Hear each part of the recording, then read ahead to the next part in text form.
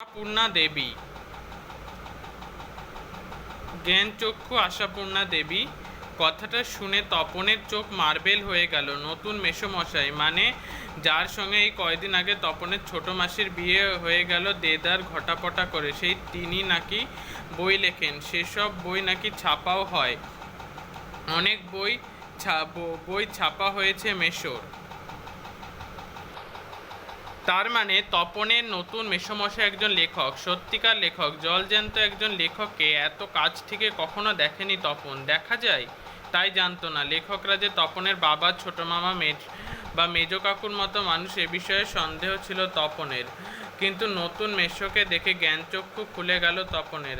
আশ্চর্য, কোথাও কিছু উল্টোপাল্টা নেই, অন্যরকম নেই, একেবারে নিছক মানুষ, সেই ওদের মতনই দাড়ি কামান, সিগারেট খান, খেতে বসেই। আরে ব্যাস, এত এত কখনো খাওয়া যায় বলে অর্ধেক তুলিয়ে দেন।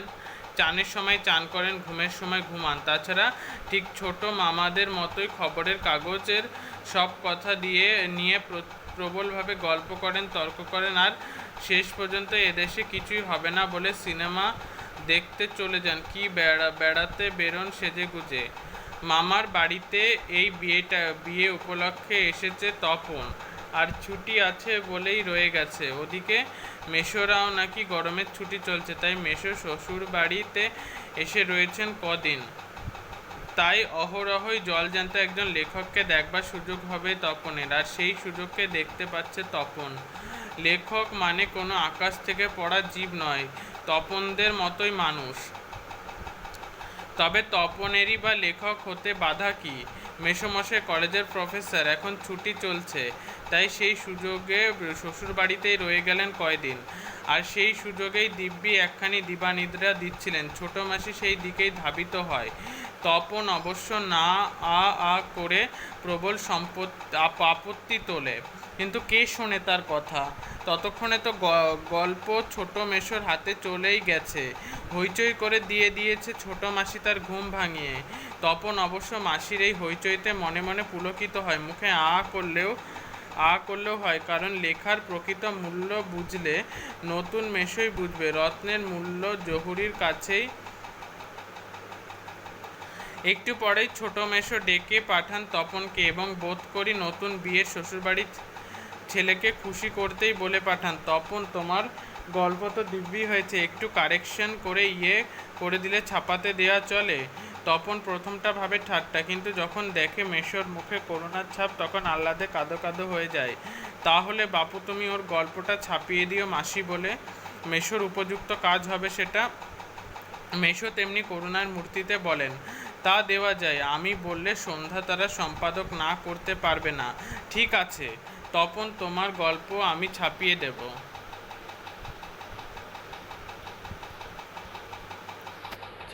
দেব।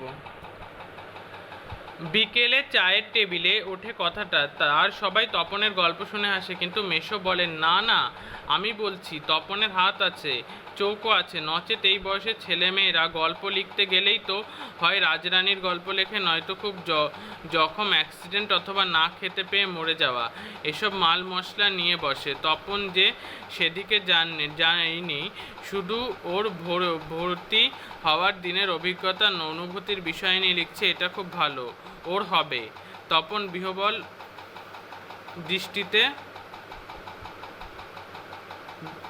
তাকায়, তারপর ছুটি ফুরোলে মেসো গল্পটি নিয়ে চলে গেলেন। তপন কৃতার্থ হয়ে বসে বসে দিন গোনে। এই কথাটাই ভাবছে তপন রাত দিন। ছেলেবেলা থেকে তো রাশি রাশি গল্প শুনছে তপন, আর এখন বস্তা বস্তা পড়ছে, কাজেই গল্প জিনিসটা যে কি সেটা জানতে তো বাকি নেই। শুধু এতটাই জানা ছিল না সেটা এমনই সহজ মানুষ লিখতে পারে। নতুন মেসোকে দেখে জানলো সেটা।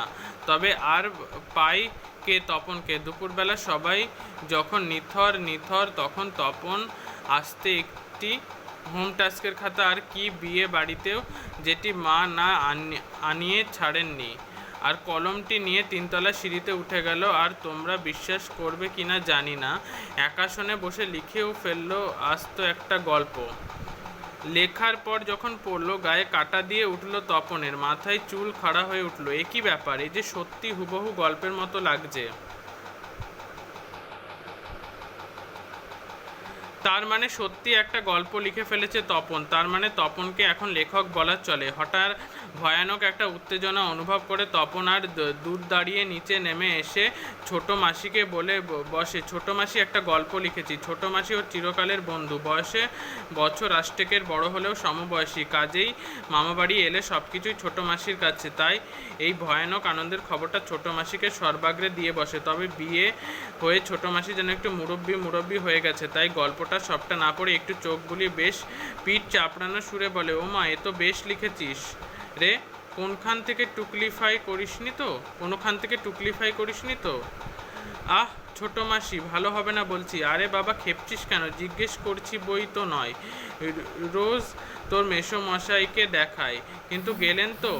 গেলেনি যে কোথায়? গল্পের সেই আটোসাটো ছাপার অক্ষরে গাঁথা চেহারাটি, যার জন্যে হাঁ করে আছে তপন, মামার বাড়ি থেকে বাড়িতে চলে এসেও। এদিকে বাড়িতে তপনের নাম হয়ে গেছে কবি, সাহিত্যিক, কথাশিল্পী, আর উঠতে বসতে ঠাট্টা করছে। তো তোর হবে? হ্যাঁ বাবা, তোর হবে। তবু এসব ঠাট্টা তামাশার মধ্যে তপন আরও 2-3টে গল্প লিখে ফেলেছে। ছুটি ফুরিয়ে এসেছে, হোম টাস্ক হয়ে ওঠেনি, তবু লিখছে, লুকিয়ে লিখছে, যেন নেশাই পেয়েছে। তারপর ছুটি ফুরলো, রীতিমতো পড়া শুরু হয়েছে। প্রথম গল্পটি সম্পর্কে একেবারে আশা ছাড়া হয়ে গেছে, বিষণ্ণ মন নিয়ে বসে আছে। এমন সময় ঘটলো সেই ঘটনা। ছোট মাসি আর মেশো একদিন বেড়াতে এলো, হাতের একটা সন্ধ্যা তারা। কেন হেতু সন্ধ্যা তারা নিয়ে কেন? বুকের রক্ত ছলকে ওঠে তপনের। তবে কি সত্যি তাই? সত্যি তপনের জীবনে সবচেয়ে সুখের দিনটি এলো আজ। কিন্তু তাই কি সম্ভব? সত্যিকার ছাপার অক্ষরে তপন কুমার রায়ের লেখা গল্প হাজার হাজার ছেলের হাতে হাতে ঘুরবে? পৃথিবীতে এমন অলৌকিক ঘটনা ঘটে? যা ঘটেছে সত্যি ঘটেছে, সূচিপত্রের নাম রয়েছে। প্রথম দিন গল্প শ্রী তপন কুমার রায়। সারা বাড়িতে শোরগোল পড়ে যায়। তপনের লেখা গল্প পত্রিকায় ছাপা হয়েছে, ওর লেখক মেশো ছাপিয়ে দিয়েছে। পত্রিকাটি সকলের হাতে হাতে ঘোরে, সকলেই একবার করে চোখ বোলায় আর বলে, বারে চমৎকার লিখেছ তো। মেশো অবশ্য মৃদু মৃদু হাসেন, বলেন, একটু আধটু কারেকশন করতে হবে অবশ্য, নেহাত কাঁচা তো। মাসি বলে, তা হোক, নতুন নতুন অমন হয়। ক্রমশ কথাটাও ছড়িয়ে পড়ে ওই কারেকশানের কথা। বাবা বলেন, তা নইলে ফট করে একটা লিখলো আর ছাপা হলো। মেজো কাকু বলেন, তা ওরকম একটি লেখক মেশো থাকা মন্দ নয়, আমাদের থাকলে আমরাও চেষ্টা করে দেখতাম। ছোট মাসি আত্মপ্রসাদের প্রসন্নতা নিয়ে বলে, বসে বসে ডিম ভাজা আর চা খায়, মেশো শুধু কফি। আজ আর অন্য কথা নেই, শুধু তপনের গল্পের কথা, তপনের নতুন মেশোর মহত্বের কথা। উনি নিজে গিয়ে না দিলে কি আর সন্ধ্যা তারা সম্পাদক তপনের গল্প করে আঙুল দিয়ে ছুতো? তপন যেন কোথায় হারিয়ে যায় এসব কথার মধ্যে। গল্প ছাপা হলে যে ভয়ঙ্কর আহ্লাদটা হওয়ার কথা, সে আহ্লাদ খুঁজে পায় না।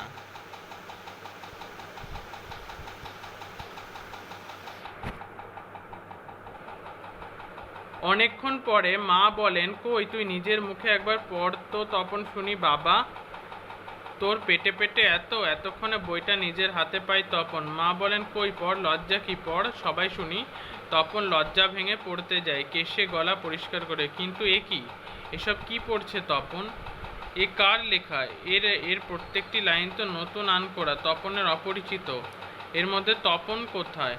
তার মানে মেশো তপনের গল্পটিকে আগাগোড়ায় কারেকশন করেছেন, অর্থাৎ নতুন করে লিখেছেন নিজের পাকা হাতে কলমে। আর পড়তে পারে না তপন, আর পড়তে পারে না, বোবার মতো হয়ে বসে থাকে।